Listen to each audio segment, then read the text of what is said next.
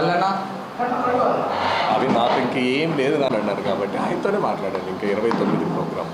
నేను 29 అందరికీ పేరు పైన ధన్యవాదాలు అన్నా, క్షమించండి 10 నిమిషాలు లేట్ అయినందుకు. ఇలాంటి ఎన్నో రకాల ఉద్యోగాల పరీక్షలు అటెంప్ట్ చేయాలి ఈ దేశంలో.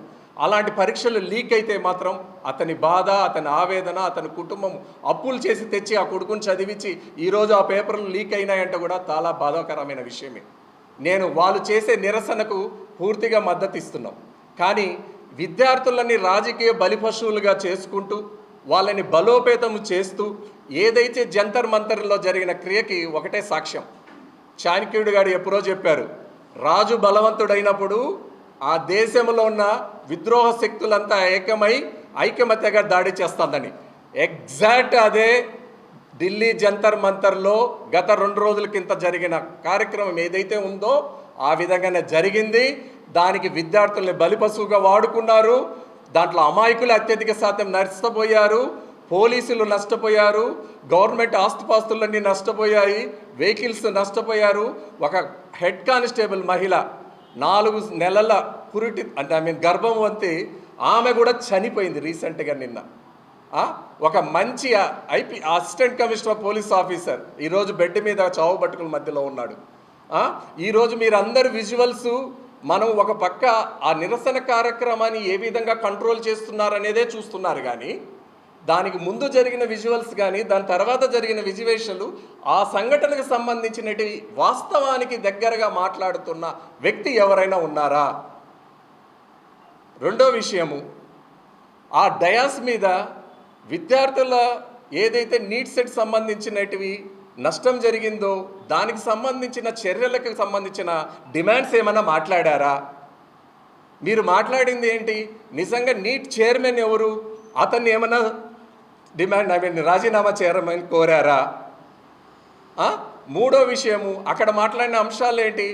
ఒకరేమో భగవద్గీత గురించి మాట్లాడతారు, ఒకరేమో సీతారాముల వారి గురించి మాట్లాడతారు, ఒకరేమో భారతమాత గురించి మాట్లాడతారు, ఒకరేమో బంగ్లాదేశ్లో ఉన్న ముస్లిం ఇమర్జింగ్ పార్టీ గురించి మాట్లాడతారు, ఒక వ్యక్తి ఏమో ఉత్తరప్రదేశ్లో ఒక దొంగ పోలీసుని సస్పెండ్ చేసి 25 రోజులు నెల రోజులు అవుతుంటే అతనికి పూర్తి స్థాయిలో వెలివేస్తే గత జూన్ 8వ తేదీ కనపడిన వ్యక్తి తర్వాత ఈరోజు అదే జంతర్ మంతర్లో డయాస్ మీద అతను కనపడ్డాడు.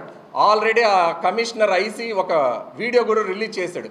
ఈ వ్యక్తికి పోలీస్ డిపార్ట్మెంట్కి ఎలాంటి సంబంధం లేదని. ఆ వ్యక్తి అక్కడ ఏం చేశాడు? ఈ దేశ రక్షణ సరిగా లేదు, పోలీసు వ్యవస్థను సరిగా లేదు, నేను ఇక్కడ బుక్ చేస్తున్నా, నేను కూడా విద్యార్థులకి మద్దతుగా నిలబడుతున్నానని అతని పక్కన నిలబెట్టుకొని మాట్లాడి విద్యార్థులని తప్పుదోవ పట్టిస్తూ వాళ్ళ బలవంతంగా తప్పుడు దేశ పరిరక్షణ కావాల్సిన వాటికి తీసుకోవాల్సిన చర్యల దిశగా కాకుండా భారతదేశం ఒక పరువుని దిగజార్చే విధంగా భారతదేశాన్ని ఎంత విడదీయాలో చేసే కుట్రలు పన్నదే జంతర్ మంతర్ దగ్గర జరిగింది. నిజంగా నేను చెప్తున్నాను, నా ఒక్కటే విన్నపము, ప్రతి విద్యార్థి, చదువుతున్న విద్యార్థి అయినా, చదువుకోవాలనుకున్న విద్యార్థి అయినా, చదివి జీవిస్తున్న విద్యార్థి రంగంలో ఉన్న వాళ్ళు ఎవరైనా కూడా రాజకీయాలకి దూరంగా ఉండండి. న్యాయానికి అంటే ఏదైతే నిజం ఉందో దానికి న్యాయం జరగాలి.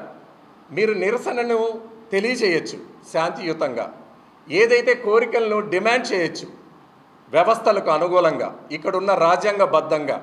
అంతేగాని అక్కడున్న గవర్నమెంట్ ఆస్తులను కానీ, వెహికల్ని కానీ, వ్యవస్థలను పరిరక్షించినటువంటి వ్యక్తులని, పోలీసు వాళ్ళని కానీ, అక్కడ విలేకరులను కానీ, అదొక్కటి చాలు. ఒక మహిళా విలేకరి, ఒక మహిళ పక్కన ఎలాంటి అసభ్యకరంగా ప్రవర్తించారో ఆ గూండాలు వాళ్ళని విద్యార్థులు అనను, నేను అదే పదం వాడుతా. ఇది తెలుసుకోవాలి.